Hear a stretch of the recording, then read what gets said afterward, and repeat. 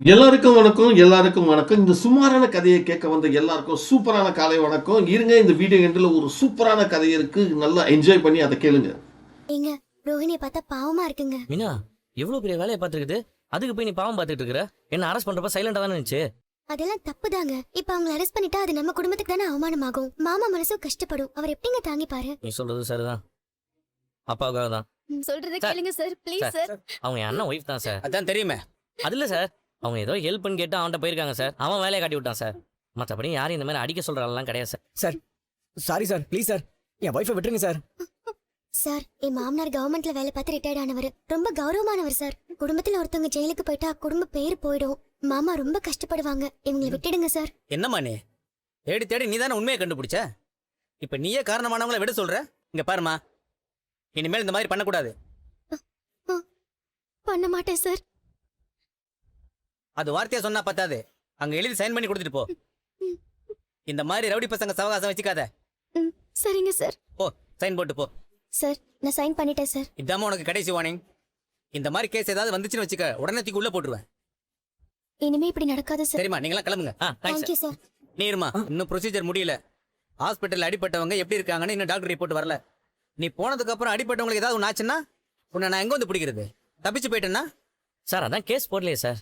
Case போடல தான், ஆனா ப்ரொசீஜர்னு ஒன்று இருக்குல்ல, அதெல்லாம் பார்த்து அனுப்பி விடுறேன். போய் உட்காரு.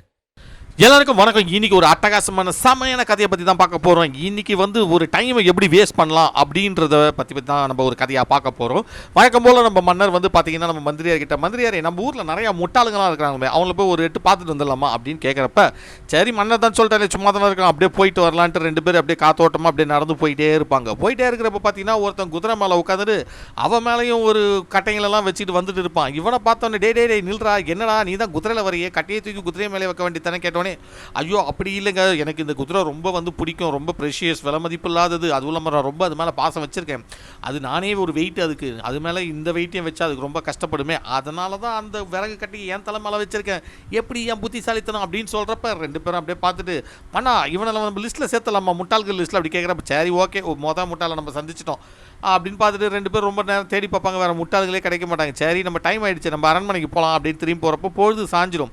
அங்கே பார்த்தா ஒருத்தன் இருட்டில் தடவின்னு இருப்பான். டே என்னடா உனக்கு கண்ணுக்குன்னு தெரியலையா, நான் வழிகீழ் மறந்துட்டியா அப்படின்னு கேட்குறப்ப, இல்லைவண்ணா நம்ம வந்து இங்கே ஒரு பொருளை விட்டுட்டோம், அதனால தான் இங்கே நான் தேடிட்டு இருக்கேன். சரிடா என்னைக்கிடா விட்ட அப்படின்னு கேட்டால், நான் நேற்றே விட்டுட்டேன். அப்போ ஏன்டா நீ தேடுறேன்னு கேட்டால், நேற்று ரொம்ப டயர்டாக இருந்ததா, சரி உடம்புலாம் ஒரே வலி, எங்கே தான் வந்து தேடுறது, மறுநாள் சாவகாசமாக தேடிக்கலாமேன்னு வந்து தான் இங்கே தேடிட்டு இருக்கேன். சரி இந்த இடத்துல தான் விட்டியா அப்படின்னு கேட்குறப்ப, ஐயோ இங்கெல்லாம் விட்டல, நான் அந்த சைடில் விட்டேன்.